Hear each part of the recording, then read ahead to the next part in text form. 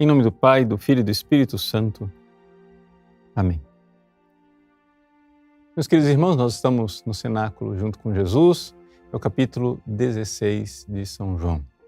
Jesus está nos falando do Espírito Santo. E para falar do Espírito Santo, ele usa esta comparação judicial, julgamento, advogado, etc., o pecado, a justiça e assim por diante. Agora, aqui Jesus abre como que uma espécie de parênteses e faz uma explicação. Nós damos graças a Deus por essa explicação que Jesus nos deu, porque ela realmente ilumina muita coisa. Que é o seguinte, veja, Jesus, durante 3 anos, o Evangelho de São João descreve perfeitamente, são 3 Páscoas diferentes, portanto, 3 anos. Durante 3 anos, Jesus pregou para esses apóstolos. Veja, ninguém de nós pode dizer, mas é que talvez Jesus não tinha métodos pedagógicos adequados. Não. Na última ceia, lá no capítulo 13, Jesus disse, vós me chamais de mestre e Senhor, e eu de fato o sou. Jesus é o mestre. É o mestre dos mestres. Não há pedagogo melhor do que ele. Não há ninguém que pudesse ensinar alguma coisa de forma mais eficaz, de forma mais extraordinária do que ele. E, portanto, ninguém pode dizer que os apóstolos não tiveram uma boa escola. Tiveram a melhor. E, no entanto, Jesus diz o seguinte, nesse contexto agora que eu acabei de colocar para você, ouça a frase.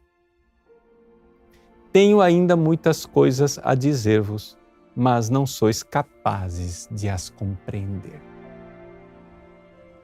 Ou seja, não é uma questão de que o professor não é bom. É que os ouvidos são moucos, é que as mentes são embotadas, é que os corações são insensíveis. Ou seja, tem alguma coisa que tem que ser reformada no aluno. O aluno é que está, Não é o transmissor, é o receptor que está com problema. E para resolver o problema do receptor, Jesus diz, quando, porém, vier o Espírito da verdade, ele vos conduzirá à plena verdade. Pois ele não falará de si mesmo, mas dirá tudo o que tiver ouvido, e até as coisas futuras vos anunciará.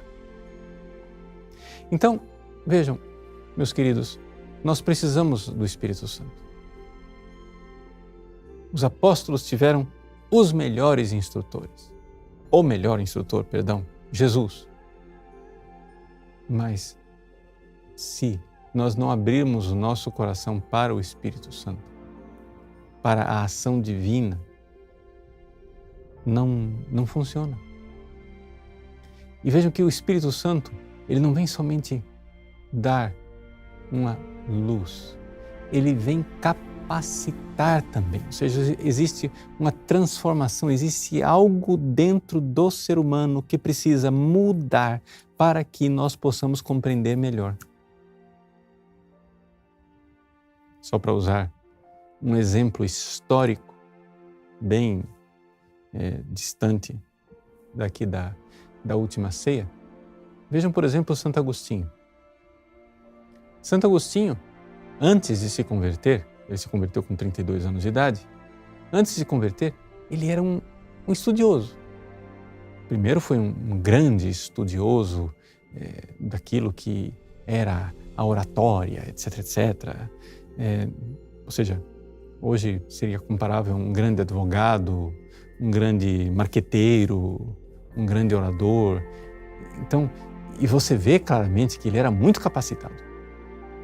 Quando você lê a prosa de Santo Agostinho, parece que você está lendo poesia. É uma coisa linda, é um latim saboroso, uma coisa inexplicável. Mas tudo isso era só preparação. Agostinho, a um certo momento da vida, ele notou que aquilo não bastava. Ele tinha que buscar a verdade. Ele precisava de algo mais profundo, ele precisava conhecer o ser, a realidade, aquilo que é realmente. E ele começou a buscar na filosofia. E ninguém pode dizer que Santo Agostinho era uma mente embotada, que ele era alguém de QI baixo, que ele era um bobinho. Não, nós estamos falando de uma das mentes mais brilhantes que a humanidade já produziu. E, no entanto, Santo Agostinho não conseguiu compreender a verdade até que ele não se converteu. Quando Santo Agostinho se converteu, ele notou que os problemas intrincados de filosofia, que ele antes analisava com dificuldade, uma vez que ele foi regenerado pelas águas batismais, uma vez que o Espírito Santo refez o motor dele, ou seja, tocou na sua alma, Santo Agostinho começou a notar que a sua inteligência estava turbinada.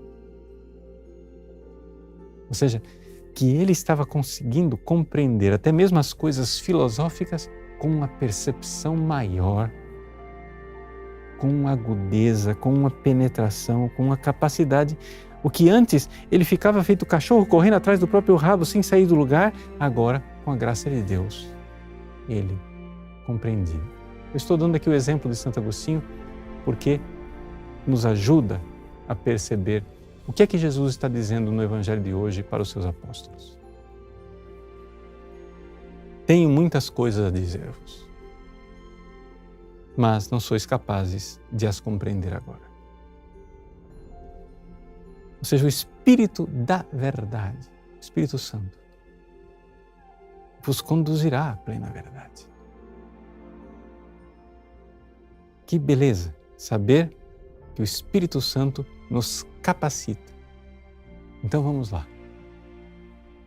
Lembre-se sempre, a verdade liberta, é dolorosa, ela muda nossas vidas, mas o Espírito Santo, nosso defensor, paráclito, consolador, nos dará aquela robustez para que nós possamos realmente viver na verdade.